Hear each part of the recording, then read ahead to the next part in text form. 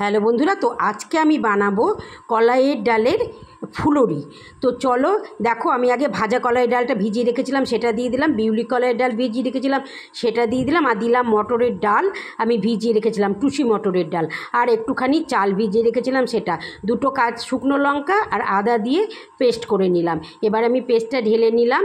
এর মধ্যে আমি এখন দেব লবণ, হলুদ, আর দেব হিংয়ের পরিমাণটা একটু বেশি দিলাম গোটা জিরে, কালো জিরে, দিলাম চাট মশলা, আর দেব একটু সস।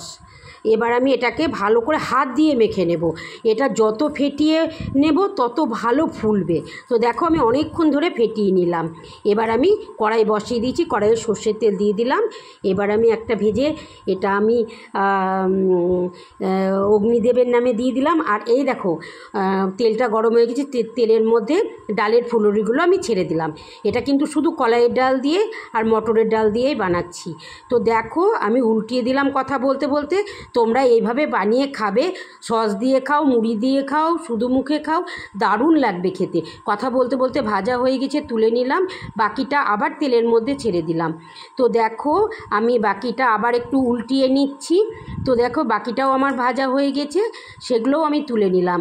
আর এই দেখো, আমি সস ঢেলে নিলাম। এবার সসে চুবাও আর খাও। কি মজা যে লাগে খেতে।